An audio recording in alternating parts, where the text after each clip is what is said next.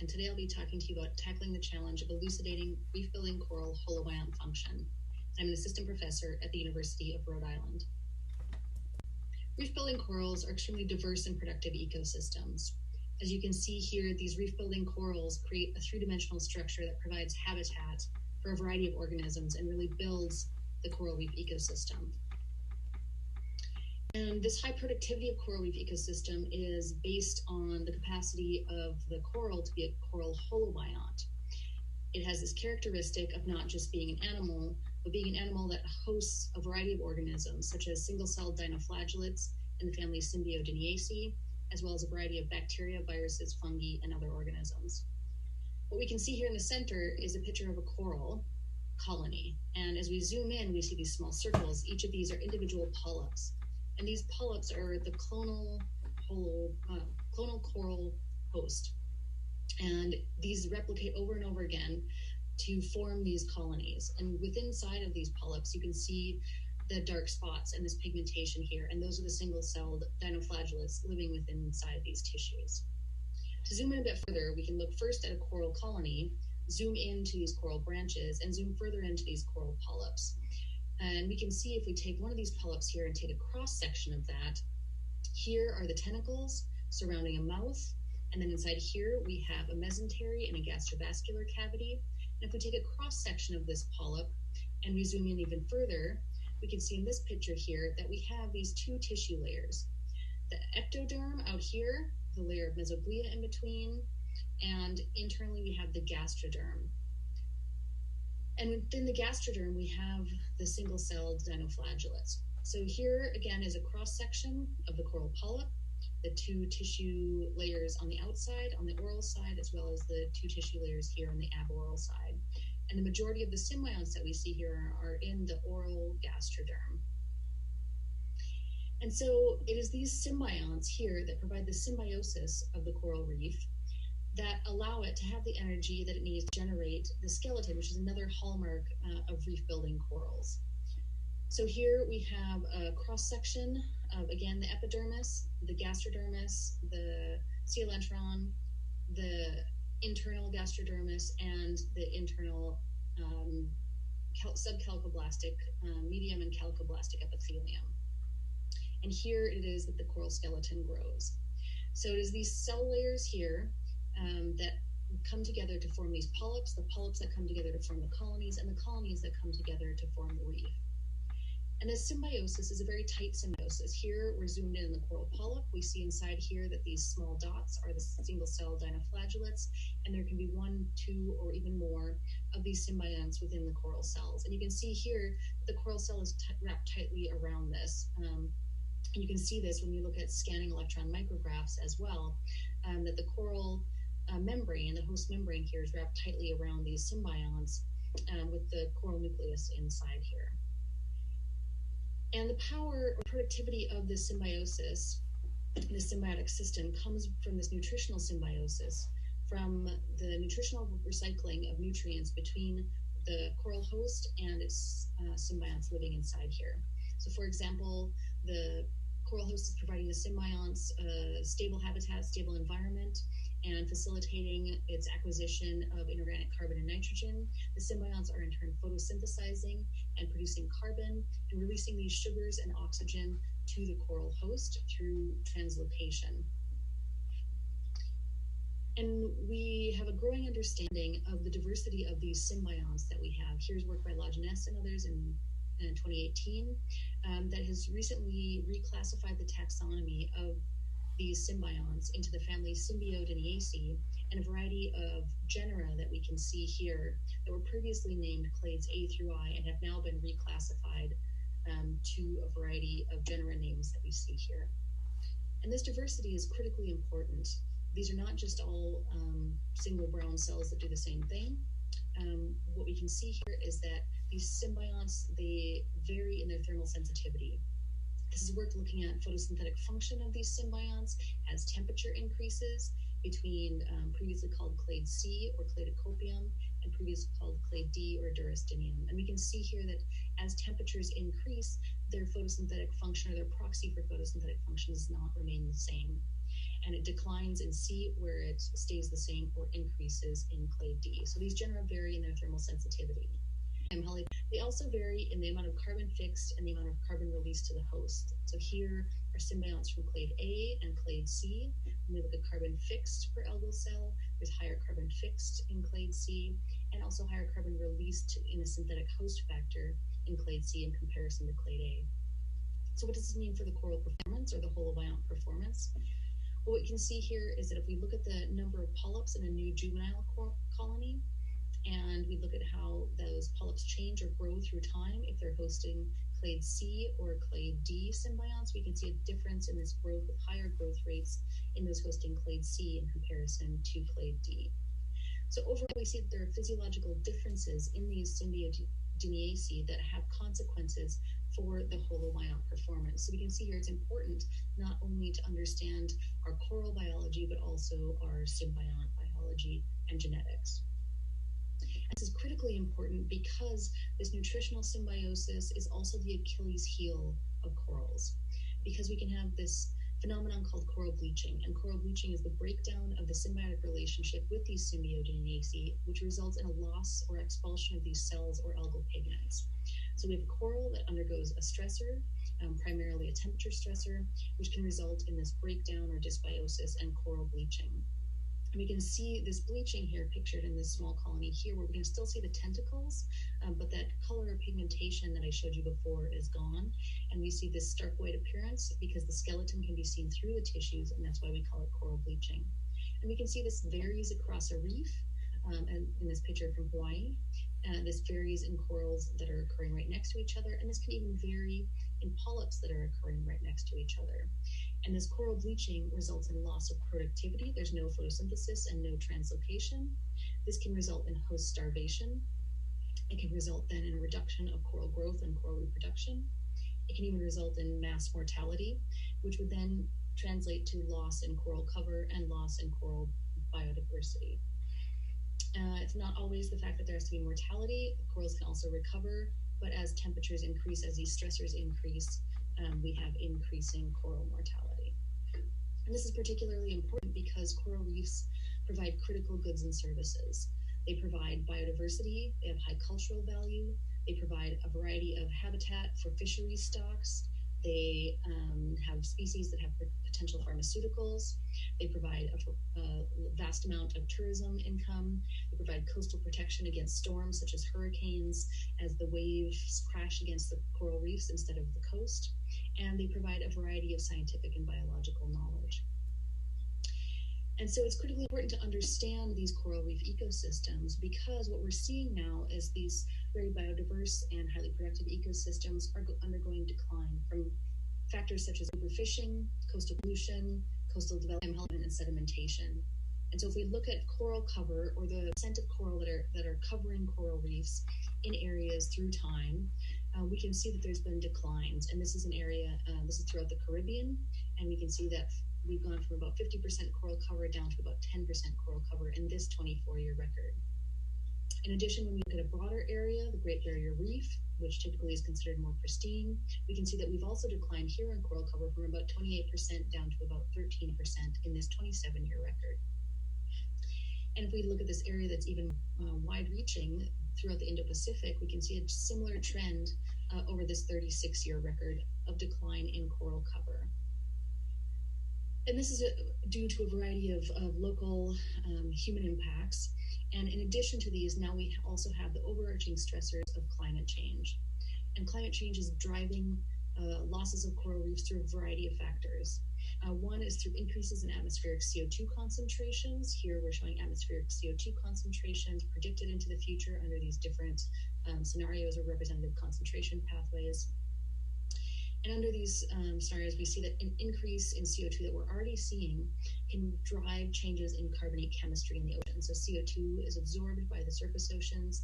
It shifts the carbonate chemistry such that there's an increase in hydrogen ion concentration and a decrease in carbonate ion concentration. So then it makes it therefore more energetically costly for acid-base balance and more energetically costly to build the skeletons of the coral reefs. This is one example here under an ambient pH. We have normal growth of this primary polyp of the coral, but under a high PCO2 or a low pH, we start to see malformation of this skeleton and dissolution of this skeleton. So it's not building in the same way. So corals are not able to build their skeletons in the same way under ocean acidification. And in addition to driving ocean acidification, these increases in CO2 concentrations and other atmospheric greenhouse gases are driving warming relative to pre-industrial levels. Again, we show these same predictions or forecasts into the future from these representative concentration pathways that show surface temperatures increasing dramatically. And we know this is a problem because this results in a breakdown of the coral symbiosis and coral bleaching. And we've seen this in a variety of locations where we can actually see this coral bleaching as this bright white paling of the corals on the reef. And one great example of this unfortunate phenomenon is in the 2016-2017 mass bleaching that occurred on the Great Barrier Reef that you can see shown in the map here, where the most severe bleaching is shown in red and the lesser or negligible bleaching is shown in the green. And we can see how that differed from 2016 to 2017, that different areas were hit. But overall, what the pictures were coming from these events is mass bleaching. If you flew over in a plane, like Hughes et al. Did, and surveyed these reefs, or if you're in the water diving on those reefs, we could see this mass bleaching. And this can have consequences such as loss of the coral structure and the three-dimensional complexity, and shifts from coral cover to algal cover. And so seeing how important these coral reef ecosystems are and seeing that they're being threatened at the local scale and at the global scale, it's more and more important to really understand this coral holobiont function and ask questions like, how do we move beyond tracking coral loss to understand holobiont function and the potential for acclimatization and for adaptation? And ways that we can do that is by looking at a variety of different scales and taking these sort of omics approaches to understand coral biology, to understand resistance and resilience, and to understand adaptation and acclimatization. And so we can work at a variety of scales, and we need to work at a variety of scales and to integrate across these scales to really understand what's happening. So for example, we can see the phenotype, right? We can see this bleaching phenotype. We can see these changes. We can measure a variety of physiological assays to know what's going on at the whole organism level. But when we really want to get down to mechanism and function, what we need to understand is the base DNA and the genomes of these corals. We need to understand their transcriptomic states under a variety of different challenges and different stressors. We need to understand the linkages between the transcriptome and the proteome, and the transcriptome, proteome, and metabolome, which is the multivariate molecular fingerprint of these corals. And we need to be able to integrate across all these different scales to link these data types up. And this provides a very grand challenge, especially as I've introduced to you the fact that we don't just have a single organism, we have multiple organisms living together. So we really have to understand holobiont function across a variety of organisms that are talking to each other through different metabolites and are changing their community structure and are responding to the changing environment. So we really need to work at the level of the holobiont, which means we need to generate resources and analyze resources across all these taxa, which is really our grand challenge here. We need to understand host genomics, transcriptomics, proteomics, metabolomics, etc., in the presence of the functionality and the changing communities of these symbionts that can shift and shuffle, and the changing community of the microbiome of bacteria, archaea, and viruses that are contributing to this holobiont performance. So in early days, our first genome came out in 2011, and this was a branching coral, Acropora digitifera. This genome size is about 420 megabases and had about 23 to 24,000 protein coding genes. And what this first genome allowed us to do is to have a platform and a baseline for one of the most well-studied corals in the world at the physiological and bleaching level. And from here, we were able to, as technology increased, to generate more and more genetic resources that we could use for better understanding of coral function. And so in addition to Acropora digitifera, we now have a variety of coral genomes. This is just one example of a related coral, Montipora capitata. This one is endemic or isolated in Hawaii. And here we can see the comparative analysis between the growing number of transcriptomes we have, or growing number of genomes we have, it's even beyond this now, and some outgroup other cnidarians.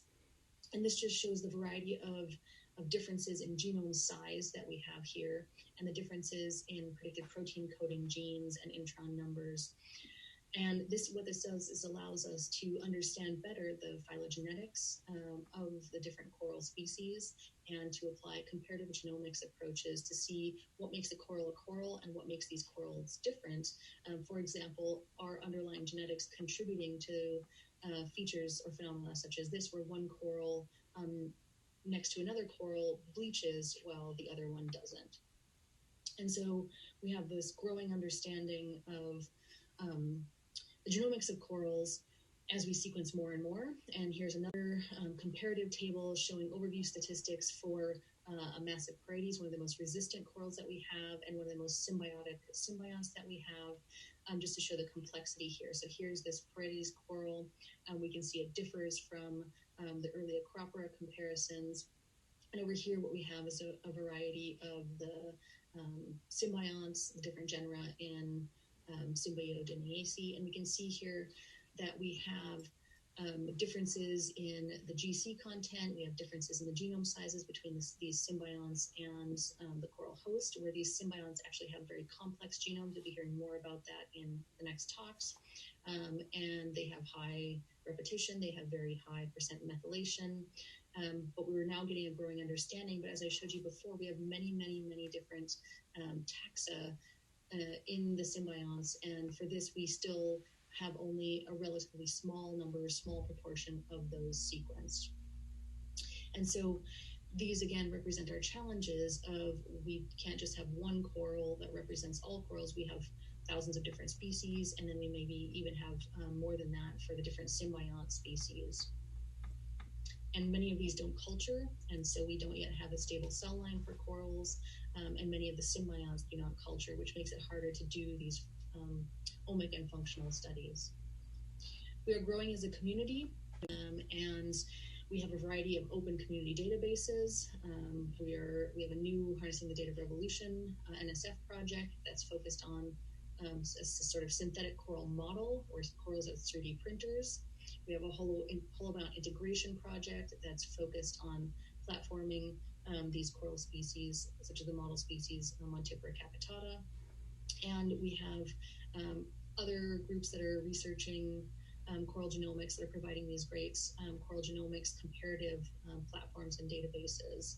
And so our community is very open with these data, and the data are being generated very rapidly, and thus we are really in need of greater analytical tools and number of people interested in analyzing these resources. So as I said, one of the grand challenges here is really integrating across all these data types and all these scales. You'll hear about applications of some of these in the talks following me today. And really building our resources for the community and building our integrated tools and capacity. And I really want to put a plug in for the importance of open and collaborative science in this kind of framework as we move our field forward, the importance of sharing protocols, open electronic lab notebooks, reproducibility and scripted analyses, using repositories and providing all the metadata, platforming things, platforming analyses in repositories like GitHub, and providing lots of metadata provides the capacity for code collaboration and sharing, and also the importance of archival and open access for these omic resources. For example, many people in the coral community are platforming their genomic resources even before they're published, and making these a shareable and open resource, which is fantastic. And so looking ahead, what are our challenges and how do we move forward? So really what we need to do is harness this data revolution. We now have the capacity to generate these data very, very quickly, but we need to really integrate and analyze them to understand them. So we want to integrate across these biological scales that I've talked about, and in order to really elucidate the symbiotic crosstalk between the different holobiont compartments. And this will allow us to better understand mechanisms of adaptation, acclimatization, which will allow us to enhance reef resilience and conservation and restoration practices that are sorely needed as we see these reefs decline. And this also allows us to energize collaborations and approaches to address the compelling problems of this captivating and complex system. So with that, I have several examples today of applications across Omics Approaches and where we're moving forward with coral biology and coral omics. So I'd like to thank NSF for supporting this work and invite you all to apply to another bioinformatics of corals workshops that's going to be held in Hawaii in January of 2021. Thank you.